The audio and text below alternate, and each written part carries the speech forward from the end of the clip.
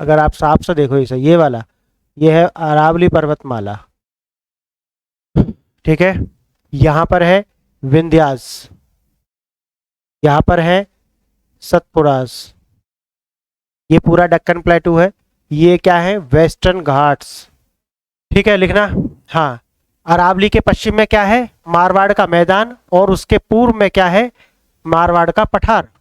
याद रखना है, ये कोई आसाराम बापू जी की कथा नहीं चल रही है, मुरारी जी की कथा नहीं है यहाँ।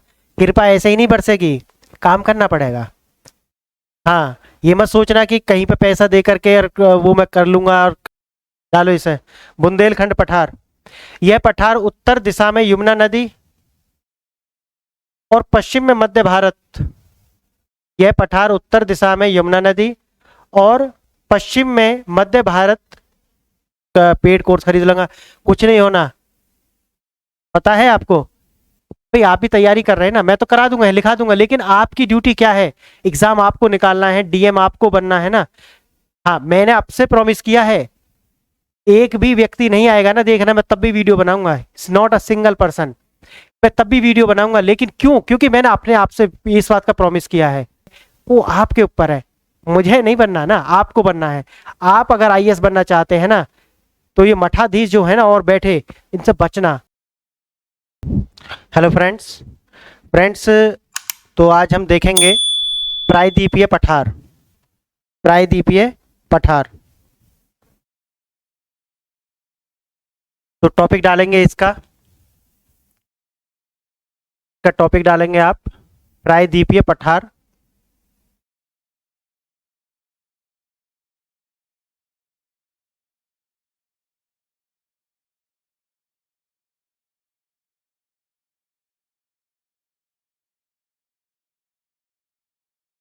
इंग्लिश में इसे बोलते हैं द पेनिनसुलर प्लेटू।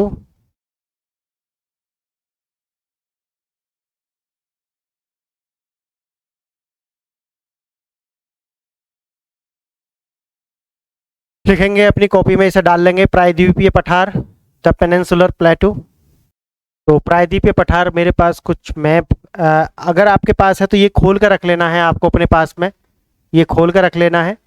तो ये जो भाग आप देख रहे हैं, ये वाला जो इधर वाला, ये पेनिनसुलर यानी कि पेनिनसुलर प्लेटू है, ये प्रायद्वीपीय भारत। और अब इसके पहला पार्ट, पहला ही पॉइंट डालेंगे इसमें, पहला पॉइंट डालेंगे और लिखेंगे इसके सामने, प्रायद्वीपीय पठार का आकार त्रिभुजाकार है। प्रायद्वीपीय पठार का आकार त्रिभुजाकार है, और यह पहाड़ियों से घिरा है, और यह पहाड़ियों से घिरा है, जो सबसे पुरानी चट्टानों से बनी है। कौन सी पहाड़ियों से घिरा है, जो सबसे पुरानी चट्टानों से बनी है, क्योंकि यह गोंडवाना लैंड का हिस्सा है। मैं आपको जूलॉजिकल स्केल पढ़ाऊंगा, और वो जूलॉजिकल स्केल में मैं आपको दिखाऊंगा ये गोंडवाना जो है ये किस तरह की लैंड थी। हम पढ़ेंगे इसको, लेकिन अभी आप इतना समझ लें कि ये गोंडवाना लैंड का हिस्सा है। और ये इसीलिए मैंने आपको एक लेक्चर में बताया था कि इधर आपको इधर सिस्मिक जोन कम है, भूकंप कम आते हैं, ये स्थिर है, यानी कि स्थिर है, ये ज़्यादा हलचल इसमें है नहीं। तो कारण क्या है इसका, वो हम वहाँ पे मैंने डिस्कशन किया था प्रीवियस लेक्चर में, आप देख लेना।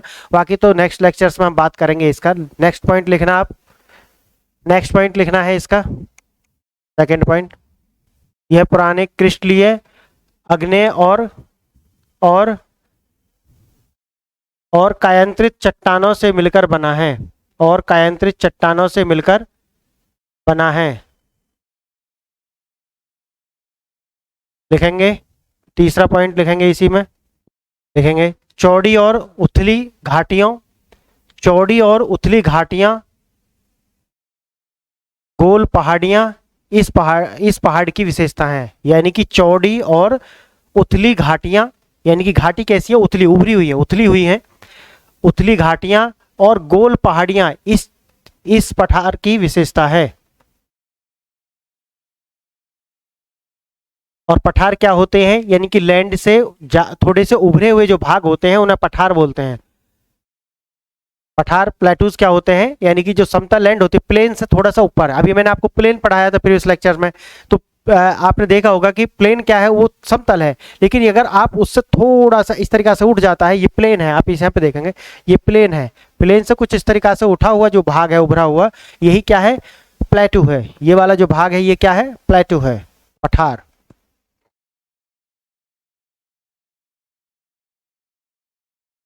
लिखेंगे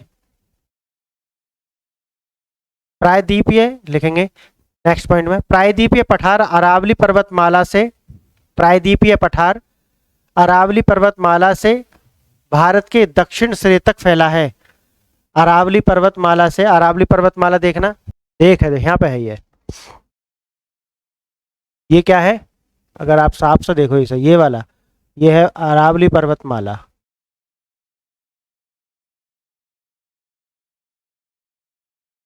ठीक है, यहाँ पर है विंध्यास, यहाँ पर है सतपुरास, ये पूरा दक्कन प्लेटू है।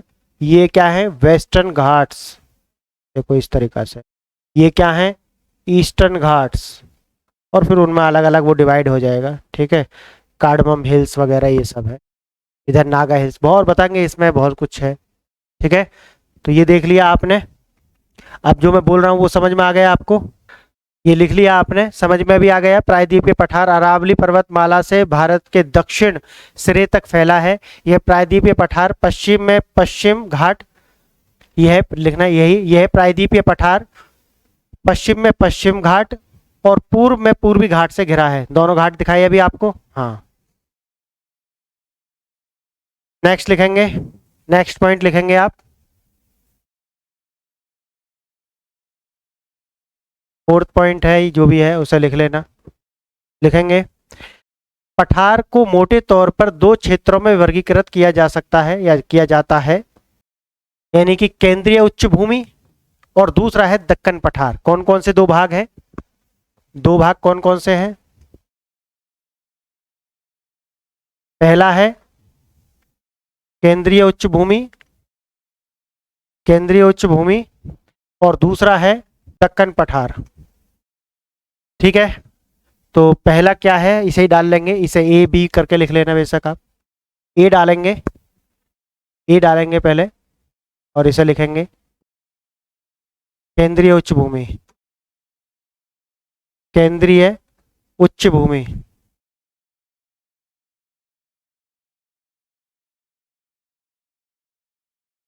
लिखना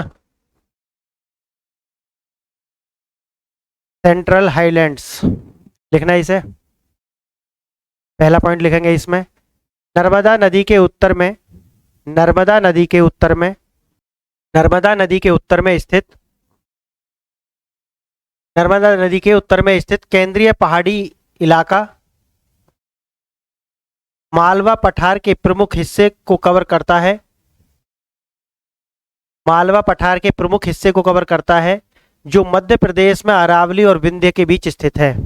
जो जो मध्य प्रदेश में अरावली और विंध्य पर्वत के बीच स्थित है, ये पूछेगा आपसे। ठीक है, केंद्रीय उच्च भूमि की लोकेशन क्या है बताना, कहाँ है ये, यह है मध्य प्रदेश में अरावली और विंध्य पर्वत, अभी दोनों दिखाए हैं पीछे, जो मैप में दिखाए थे, आप देख लेना जाकर के दोबारा से उसे, उनके बीच स्थित जो है उसे क्या बोलते हैं हम, हाँ सेंट्रल हाईलैंड्स। ठीक है, लिखना सेकंड पॉइंट इसमें लिखना, इसका सेकंड पॉइंट,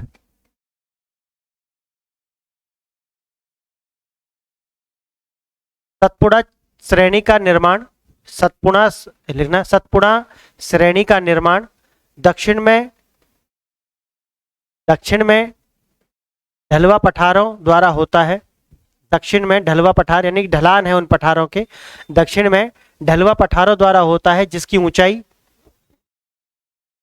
जिसकी ऊंचाई औसत समुद्र तल से 600 से 900 मीटर है, 600 से 900 मीटर है, और दक्कन पठार की सबसे उत्तरी सीमा बनाती है, और दक्कन पठार की सबसे उत्तरी सीमा बनाती है।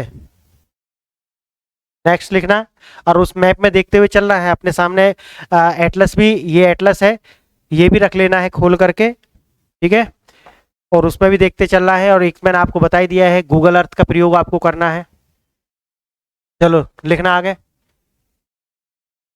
इस क्षेत्र में नदियां इस क्षेत्र में नदियां दक्षिण पश्चिम से इस क्षेत्र में नदियां दक्षिण पश्चिम से उत्तर पूर्व की ओर बहती हैं, उत्तर पूर्व की ओर बहती हैं, जो इस क्षेत्र के ढलान को दर्शाता है, जो इस क्षेत्र के ढलान को दर्शाता है। ये आसान है, ये पॉइंट आसान है, ठीक है। लिखेंगे आगे, नेक्स्ट पॉइंट लिखेंगे, यह पश्चिम में व्यापक और पूर्व में संकरा है। ये पश्चिम में क्या है, थोड़ा चौड़ा है, और जैसे ही पूर्व की ओर जाएगा तो वो संकीर्ण होता जाएगा।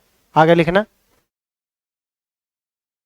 यमुना की अधिकांश सहायक नदियां यमुना की अधिकांश सहायक नदियों का उद्गम स्थल विंध्य और कैमूर पर्वतमाला हैं, विंध्य और कैमूर पर्वतमाला हैं। कैमूर ऐसा लिखना है,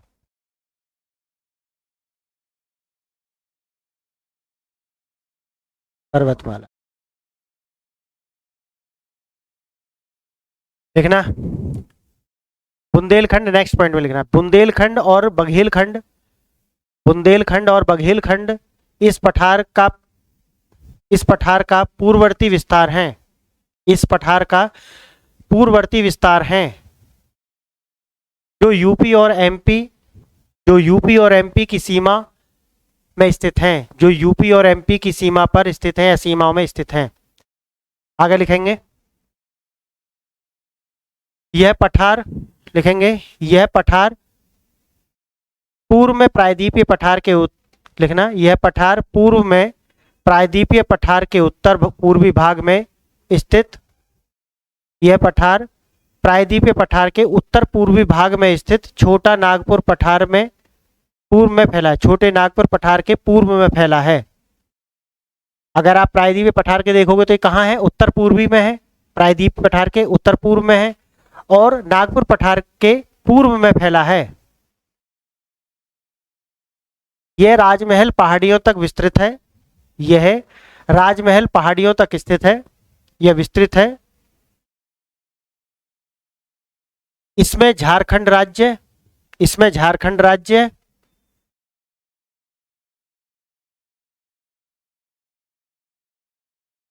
छत्तीसगढ़ और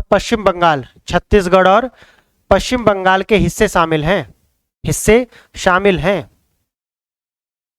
इसकी सबसे ऊंची चोटी पारसनाथ है, इसकी सबसे ऊंची चोटी पारसनाथ है। देखेंगे, छोटा नागपुर पैटलैंड पठार के रूप में प्रसिद्ध है, छोटा नागपुर पैटलैंड पठार के रूप में प्रसिद्ध है, और भारत के रूहर के रूप में जाना जाता है। लिखेंगे नेक्स्ट, इस क्षेत्र में कई प्रमुख और छोटे पठार हैं। इस क्षेत्र में, कौन से क्षेत्र में, सेंट्रल हाईलैंड में, हाँ, इस क्षेत्र में कई प्रमुख छोटे पठार हैं। और कौन कौन से पठार हैं लिखना एक बार, कौन कौन से पठार हैं वो, ए बी सी करके लिख लेना। ए है मेवाड़ पठार,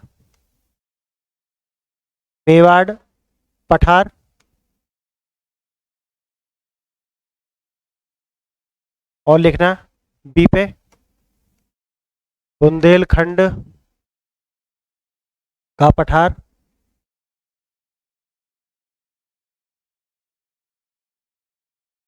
डी पे देखेंगे बघेलखंड का पठार, छोटा नागपुर का पठार। तो ये हमने जो सेंट्रल हाईलैंड है उसको कितने भागों में डिवाइड किया है, कितने भागों में, 5 भागों में।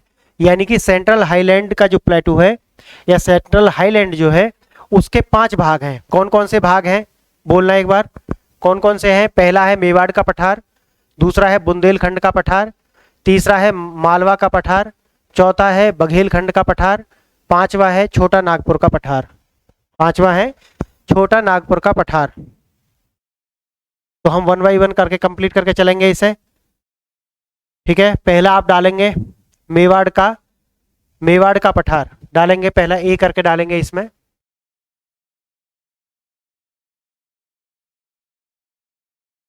मेवाड़ का पठार।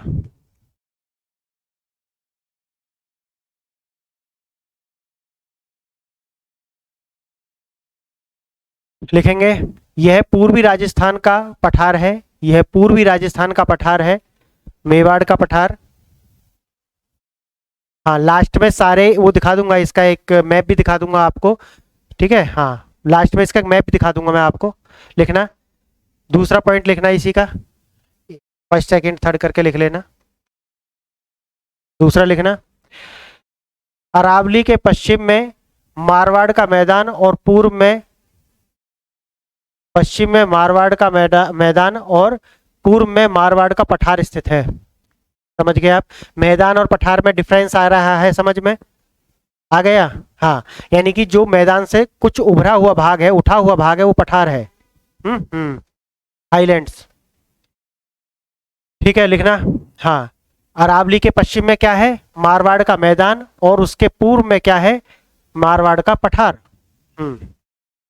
समुद्र तल से औसत ऊंचाई कितना है इसका? 250 से 500 मीटर, 250 से 500 मीटर।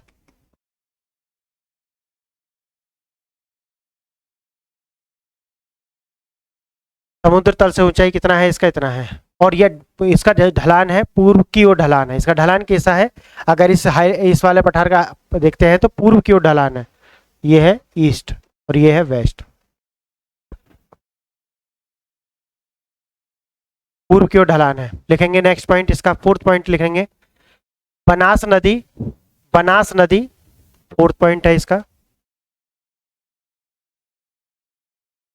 बनास नदी लिखेंगे, बनास नदी अपनी सहायक नदियों, जैसे उसकी सहायक नदी कौन कौन सी है बनास की? हाँ, कौन कौन सा है? बैराज, खारी, कौन कौन सी है? बैराज, ऐसे लिखेंगे, खारी। हाँ खारी है, इसलिए खारी इसका नाम है, खारी। के साथ अरावली श्रेणी से निकलती हैं, के साथ अरावली श्रेणी से निकलती है, और उत्तर पश्चिम की ओर चंबल नदी में मिल जाती है। उत्तर पश्चिम की ओर चंबल नदी में मिल जाती हैं। ये कंप्लीट हो गया, ये कंप्लीट हो गया मेवाड़ का पठार। याद रखना है, ये कोई आसाराम बापू जी की कथा नहीं चल रही है, मुरारी जी की कथा नहीं है। यहाँ कृपा ऐसे ही नहीं बरसेगी, काम करना पड़ेगा। हाँ, ये मत सोचना कि कहीं पे पैसा दे करके वो मैं कर लूंगा और पेड कोर्स खरीद लूंगा, कुछ नहीं होना। हाँ, तो अमेरिकन एक द्वीप है, यानी कि पूरा वो कॉन्टिनेंट है, लेकिन लोगों ने पता नहीं है, वो जाते हैं एडमिशन 50-60 हज़ार रुपये दिए और एडमिशन ले लेंगे। बाद में क्या होगा? बड़ी बेइज्जती होती है। अंदर जाकर के इनके पैसे ले लेते हैं इनसे, और इन्हें अंदर जाकर के कहते हैं इनसे कुछ आता ही नहीं है, ये हिंदी मीडियम वाले, इन्हें कुछ पता ही नहीं है, एटलस देखनी नहीं आती। पैसे देकर के बेइज्जती कराते हो, पूछो जाकर के प्रश्न वहां पे, एक बार प्रश्न तो पूछो। हाँ, और जिनसे ले रहे हो ना, जिनसे पैसे देकर के आप क्लास भी ले रहे हैं, वो कब बिक जाएंगे पता भी नहीं है। हाँ, पैसे कब डूब जाएंगे आपको भी नहीं पता। इसलिए जो पढ़ा रहा हूं वो पढ़ लीजिए। यूं तो ऐसा कहा जाता है कि फ्री के कंटेंट की कोई इज्जत नहीं होती, लेकिन मैंने आपसे अपने आप से एक वादा किया था कि क्योंकि मैंने भी वो टाइम देखा है, और आज भी वो टाइम है और आगे भी वो रहना है।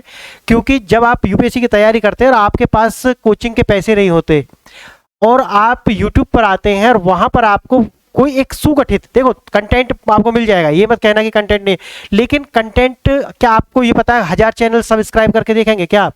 अब भाई एक चैनल से आपको मिल जाए कि जो आपसे गारंटी लेता हो कि भाई इतना पढ़ लीजिए, इससे प्रश्न आ जाएंगे, नहीं आएंगे तो हमसे बोल देना कि सर आपने पढ़ाया और इससे प्रश्न नहीं आए। तो इतने तो जो पैसे ले रहे हैं ना, वो भी गारंटी नहीं लेंगे आपसे। और जितना बता रहा हूं ना बारीक से, देखो एक साथ तो कुछ होगा नहीं, आपकी उम्र भी 20 साल से तो ज्यादा होगी ना, 20-21 साल है, कितना पढ़ लिया अब तक?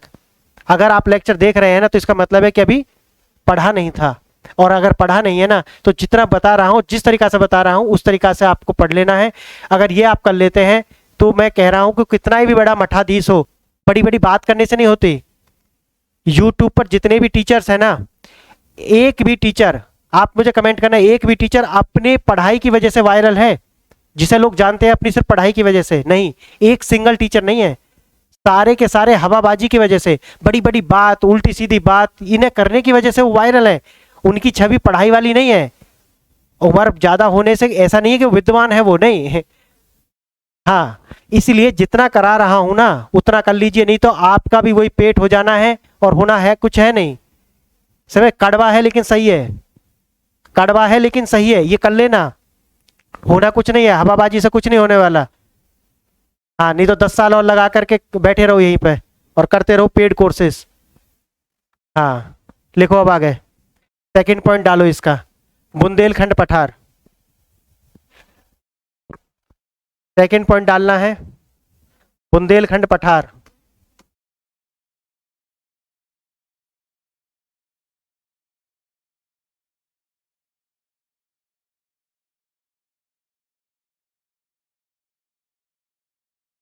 बुंदेलखंड पठार डालो इसे, लिखना है इसमें, यह पठार उत्तर दिशा में, यह पठार उत्तर दिशा में यमुना नदी, यह पठार, सेकंड पॉइंट यही था क्या, देखना इसमें। हाँ यही था, बी पॉइंट डाल देना, बी पॉइंट डाल देना इसमें भी।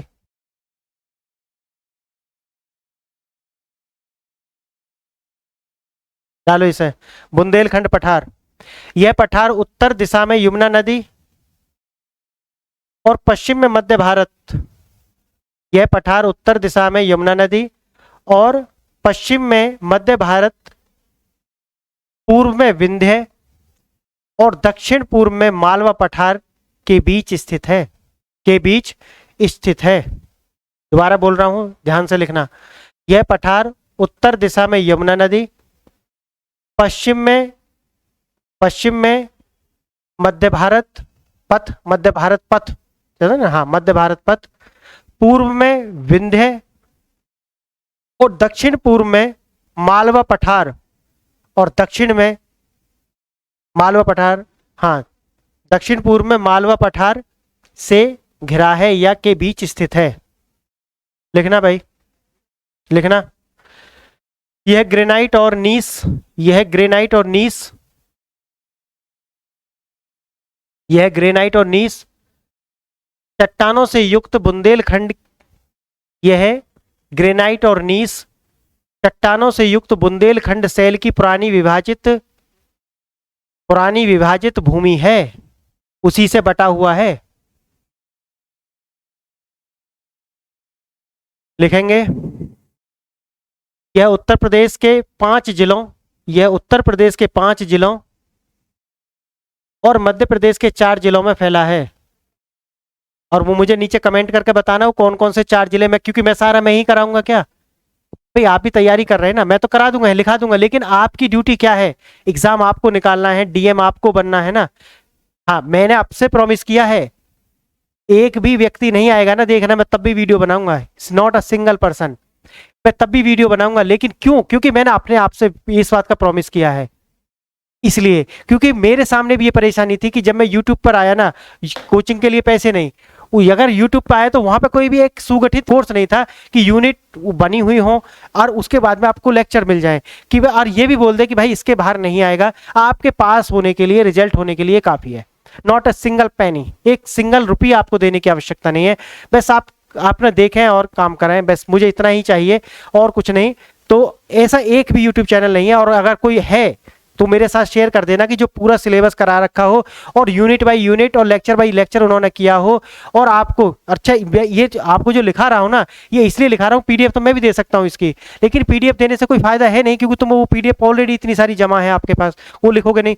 मैं अभी आपको जो लिखा रहा हूँ और कीवर्ड में आप लिखेंगे मेरे साथ साथ, धीरे धीरे से हम बेबी स्टेप लेकर के चलेंगे आगे, और इस तरीका से हमने जो 360 डेज में बोला है वो हम पूरा कर लेंगे। तो एक दिन में नहीं होने वाला, अगर इतनी जल्दी होता ना तो फिर, तो इसलिए जितना मैं बता रहा हूं उसे इतना फॉलो कर लेना है। अगर आप ऐसे नहीं करते तो मेरी को इसमें कोई नहीं, मैं तो कराता चला जाऊंगा, मैं उसे करता चला जाऊंगा, आप देखें ना देखें, यहाँ देखें कहीं और देखें, वो आपके ऊपर है, मुझे नहीं बनना ना, आपको बनना है। आप अगर आईएएस बनना चाहते हैं ना तो ये मठाधीश जो है ना और बैठे, इनसे बचना, नहीं तो अगर आपके 2-4 अटेम्प्ट बचे होंगे, 1-2 अटेम्प्ट बचा होगा, क्या करेंगे उसके बाद में। समझ आ जाएगा अपने आप, है ना। आज की इस लेक्चर है ना, जब देखना, जब आपका लास्ट अटेम्प्ट खत्म हो जाए ना, उस टाइम पे बताना मुझे आकर के कि ये बात सही थी या गलत थी, और मुझे फर्क नहीं पड़ता इस चीज से, समझ गए। हाँ हाँ, ये है, देखो वो तो मैं कराता हुआ चलूंगा, इसे ये तो चलता रहेगा, आना है आओ, नहीं आना है मत आओ, इससे कोई फर्क नहीं है।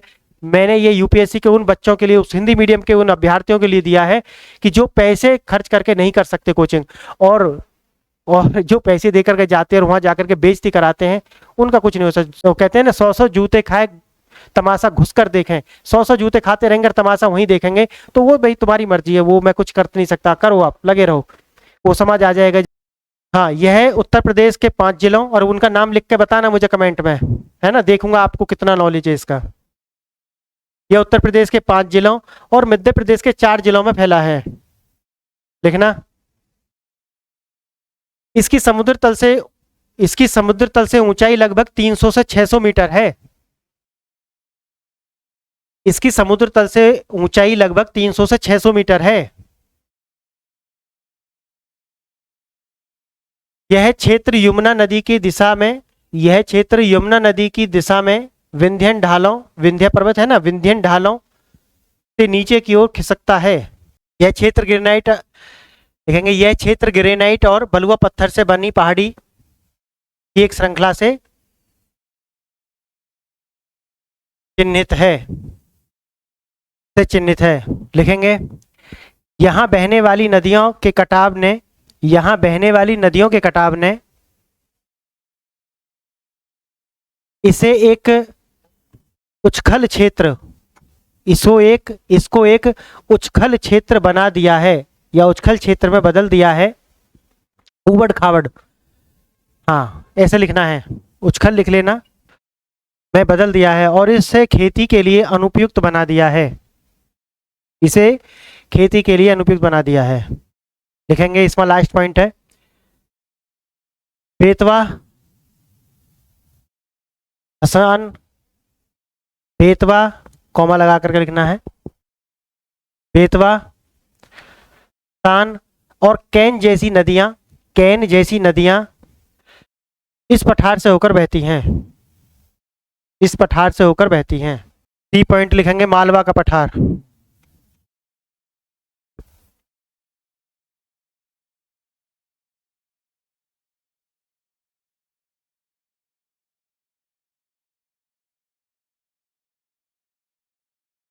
मालवा का पठार लिखेंगे। इसमें लिखेंगे मालवा का पठार लगभग, लिखेंगे मालवा का पठार लगभग पश्चिम में अरावली पर्वतमाला,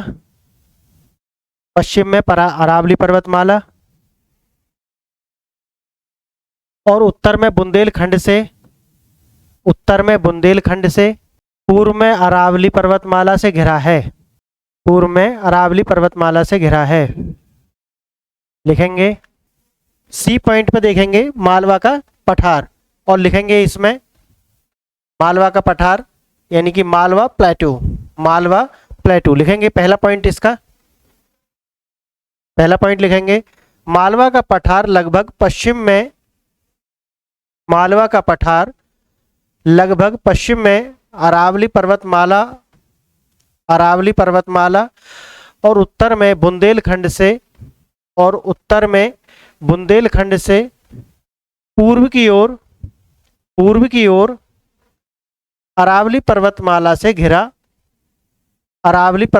से घिरा विंध्यन पहाड़ियों पर आधारित एक त्रिकोण विकसित करता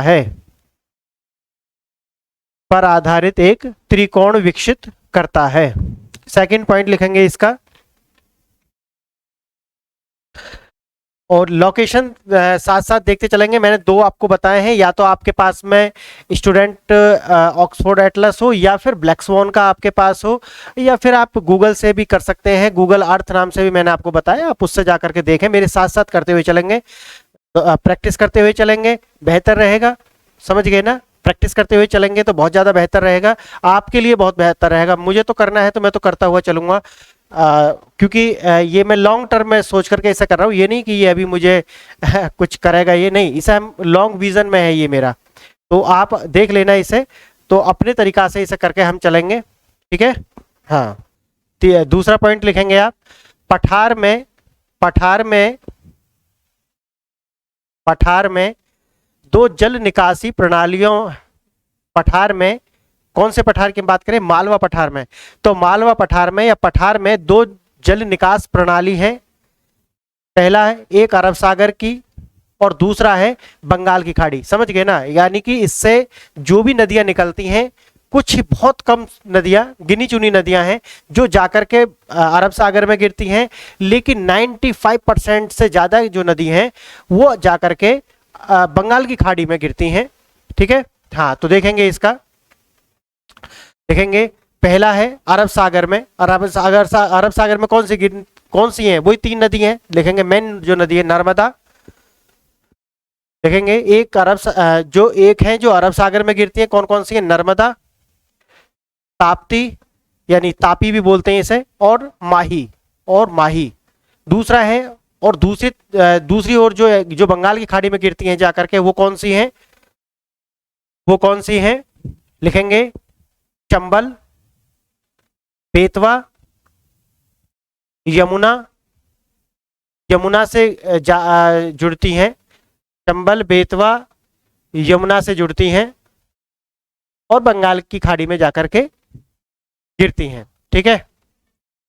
चंबल और बेतवा जाकर के यमुना से जुड़ती हैं और बंगाल की खाड़ी की ओर जाती। चलो देखते हैं नेक्स्ट, देखना उत्तर में, लिखना उत्तर में, तीसरा पॉइंट है इसी का, तीसरा पॉइंट है, देखेंगे और अपने राइट साइड से यानी कि अपने दाहिने किनारे से इसकी कई सहायक नदियां जुड़ती हैं, इसके दाहिने किनारे से कई इसकी सहायक नदियां जुड़ती हैं, जिसमें काली, कौन कौन सी हैं जो इसके दाहिने किनारे से जुड़ती हैं, काली, सिंध और पार्वती। ये वैसे मैं अभी आपको सिर्फ एक बेसिक करा रहा हूं, बाकी ये जो नदियां हैं मैं वो रिवर वाला जो अगला यूनिट होगा उसी के अंदर मैं कराने वाला हूं, ओके। हाँ, तो जो इसके राइट ओर से जाकर के जुड़ती हैं वो नदी कौन कौन सी हैं, जो इसके राइट किनारे से जुड़ती हैं आकर के, वो कौन कौन सी हैं, बोलना एक बार, काली, सिंध और पार्वती।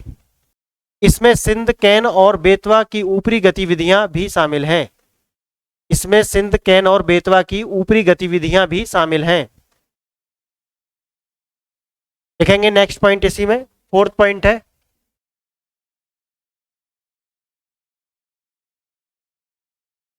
फोर्थ पॉइंट है, इसमें लिखेंगे यह व्यापक लावा प्रवाह से बनी है, कौन, मालवा पठार, हाँ, यह व्यापक लावा प्रवाह से बना है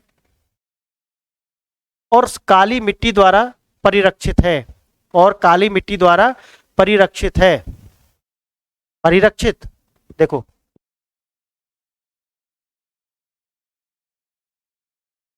परिरक्षित है,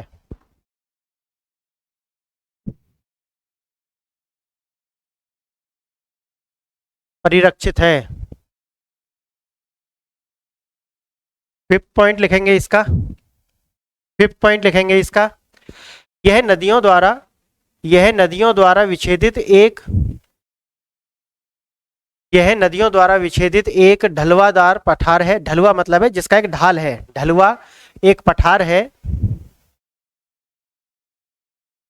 उत्तर दिशा में, उत्तर दिशा में पठार चंबल के बीहड़ों को निर्मित करता है। चंबल के बीहड़ मतलब समझ रहे हैं ना, बीहड़ है जहां ज्यादा पेड़ रूख नहीं है, जमीन उबड़ खाबड़ है, उसे बोलते हैं बीहड़, जहां एग्रीकल्चर नहीं होती, पानी की उपलब्धता है नहीं और रेत है, बीहड़ों का निर्माण करती हैं, ठीक है, बीहड़ों का निर्माण करता है, ऐसा लिखेंगे। अब लिखेंगे तीसरा पॉइंट इसी में, इसका तीसरा पार्ट, चौथा पार्ट लिखेंगे, अब चौथा पार्ट लिखेंगे बघेलखंड,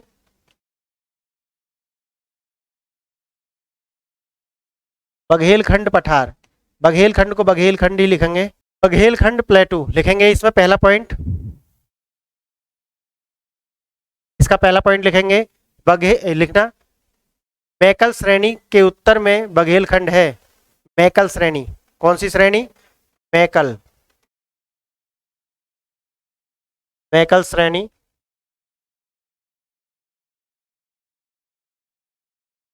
मैकल श्रेणी के उत्तर में बघेल खंड है। सेकंड पॉइंट लिखेंगे इसका, सेकंड पॉइंट लिखेंगे, यह पश्चिम में चूना पत्थर, यह पश्चिम में चूना पत्थर और बलुआ पत्थर से बना है। यह पश्चिम में चूना पत्थर और बलुआ पत्थर से बना है, बलुआ पत्थर से बना है, जबकि पूर्व में ग्रेनाइट से बना है, जबकि पूर्व में ग्रेनाइट से बना है। लिखेंगे,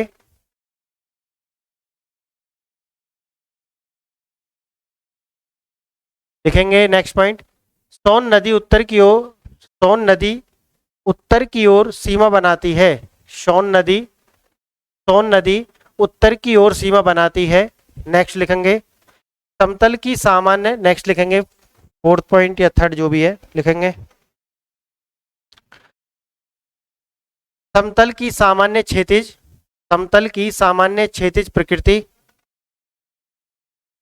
समतल की सामान्य क्षैतिज प्रकृति प्रदर्शित करती है कि, प्रदर्शित करती है कि इस क्षेत्र में कोई बड़ा बदलाव नहीं हुआ है। इस क्षेत्र में कोई बड़ा बदलाव नहीं हुआ है। लिखेंगे, पठार का मध्य भाग, यानी बघेल खंड जो पठार है उसका मध्य भाग उत्तर दिशा में सोन जल निकासी, उत्तर दिशा में सोन जल निकासी तंत्र और दक्षिण दिशा में महानदी तंत्र के बीच, सोन जल निकासी तंत्र और दक्षिण दिशा में महानदी तंत्र के बीच जल विभाजन के रूप में कार्य करता है, के बीच जल विभाजक के रूप में कार्य करता है। लिखेंगे, नेक्स्ट लिखेंगे, छोटा नागपुर पठार जो भी है इसका फिफ्थ ई पॉइंट है ये, यानी कि पांचवा है, छोटा नागपुर पठार।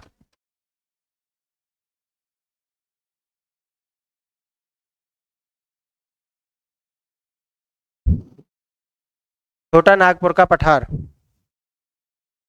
लिखेंगे, पहला पॉइंट, छोटा नागपुर पठार भारतीय प्रायद्वीप के उत्तर पूर्व, छोटा नागपुर का पठार भारतीय प्रायद्वीप के उत्तर पूर्व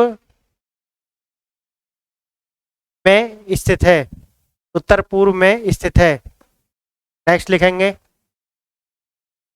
सोन नदी, लिखेंगे सोन नदी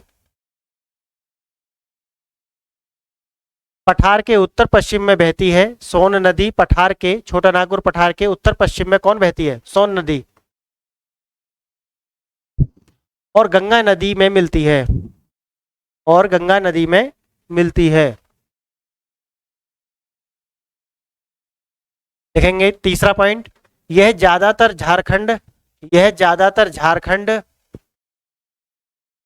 छत्तीसगढ़ के उत्तरी भाग, ये ज्यादातर झारखंड छत्तीसगढ़ के उत्तरी भाग और पश्चिम बंगाल राज्य के, और पश्चिम बंगाल राज्य के पुरुलिया जिले में, पश्चिम बंगाल राज्य के पुरुलिया जिले में स्थित है, स्थित है। नेक्स्ट लिखेंगे, कौन सा पॉइंट है इसका, चौथा या तीसरा?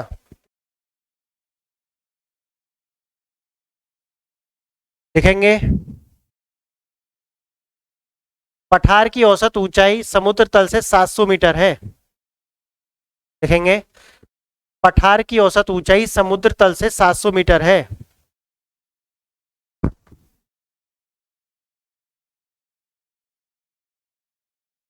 लिखेंगे, नेक्स्ट पॉइंट लिखेंगे, फोर्थ है,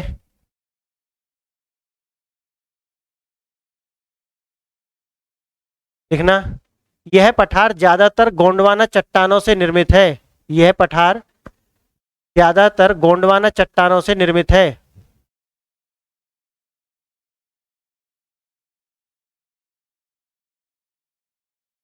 लिखेंगे, नेक्स्ट पॉइंट लिखेंगे, दामोदर, दामोदर, स्वर्णरेखा, दामोदर, स्वर्णरेखा, उत्तरी कोयल, उत्तरी कोयल, दक्षिण कोयल, और बराकर नदी, बराकर नदी बड़े पैमाने पर जल निकासी बेसिन यहाँ विकसित करती हैं। आदि नदी जल निकासी बेसिन यहाँ विकसित करती हैं। नेक्स्ट लिखेंगे, 6 पॉइंट है, जो भी ये लिखना है इसे लिखना। पठार विभिन्न नदियों, पठार विभिन्न नदियों विभिन्न दिशाओं में बहती हैं। इस पठार पर विभिन्न नदियां विभिन्न दिशाओं में बहती हैं और एक त्रिकोण जल निकासी और एक त्रिकोणीय जल निकासी संरचना बनाती हैं। एक त्रिकोणीय जल निकासी संरचना बनाती हैं।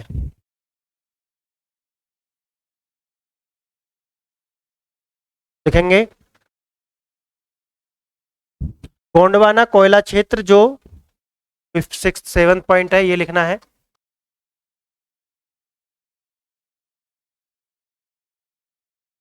लिखना, गोंडवाना कोयला क्षेत्र जो भारत में अधिकांश गोंडवाना कोयला क्षेत्र जो भारत में अधिकांश कोयला उपलब्ध कराता है, इस क्षेत्र में स्थित है। इस क्षेत्र में स्थित है। इस क्षेत्र में स्थित है। नेक्स्ट लिखेंगे, दामोदर नदी के उत्तर में हजारीबाग, दामोदर नदी के उत्तर में लिखना, दामोदर नदी के उत्तर में हजारीबाग पठार है। दामोदर नदी के उत्तर में हजारीबाग पठार है जिसकी औसत ऊंचाई समुद्र तल से 600 मीटर है।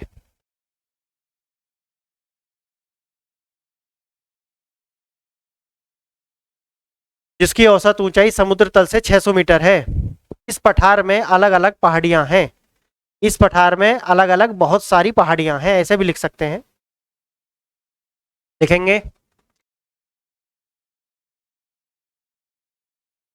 दामोदर घाटी के दक्षिण में स्थित रांची का पठार है।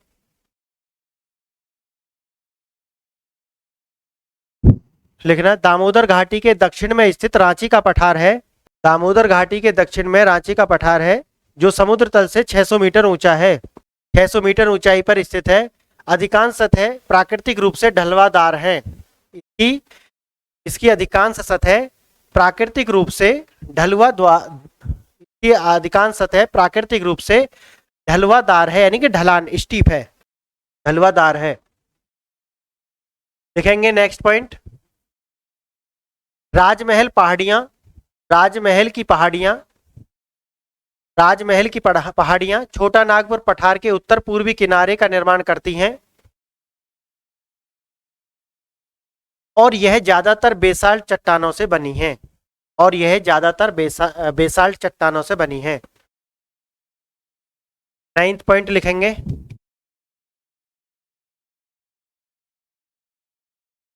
कई स्थानों पर यह मोनाडॉक्स से घिरा हुआ है। कई स्थानों पर यह छोटा नागपुर का पठार मोनाडॉक्स से घिरा है। मोनाडॉक्स, अच्छा मोनाडॉक्स ये है कि मानो ये कोई पहाड़ है ना, तो आसपास क्या है, इस तरीका की ऊंची ऊंची पहाड़ी है। आसपास ऊंची ऊंची पहाड़ी है, इसे बोलते हैं मोनाडॉक्स। क्या बोलते हैं? मोनाडॉक्स। ठीक है, यानी कि एक पहाड़ है, उसके आसपास और ऊंची ऊंची पहाड़ी हो, उन्हें कहते हैं, उसके जो बीच में है मोनाडॉक्स से घिरा है। मोनाडॉक्स से घिरा है, हाँ, और शंक्वाकार पहाड़ियों द्वारा बाधित है। और शंक्वाकार पहाड़ियों द्वारा बाधित है। नेक्स्ट लिखेंगे, 10th पॉइंट पे लिखेंगे,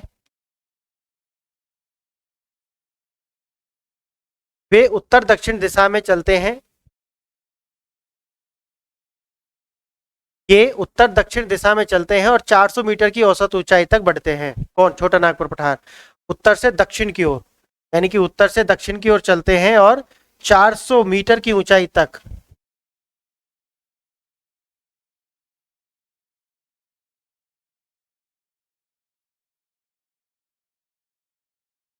चार सौ मीटर की ऊंचाई तक बढ़ते हैं।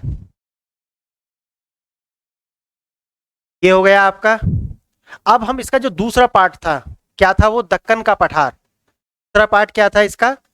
दक्कन का पठार, वो देखेंगे। पहला हमने देखा, देख लीजिए एक बार, मैं एक बार आपको रिमाइंड कराई देता हूं। ये जो पहाड़ है, जैसे हमने आपको बताया था, प्रायद्वीपीय पठार। प्रायद्वीपीय पठार दो भागों में बटा हुआ है, ये हम करा रहे थे आपको। और वो दो भाग कौन से हैं? एक है केंद्रीय उच्च भूमि, जो कि मैंने आपसे अभी कराया है, इसमें केंद्रीय उच्च भूमि।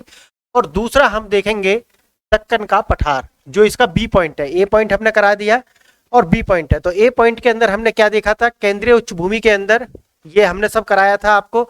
और फिर हमने इनको बांटा था, जैसे मेवाड़ का पठार, बुंदेलखंड का पठार, मालवा का पठार, बघेलखंड का पठार, छोटा नागपुर का पठार।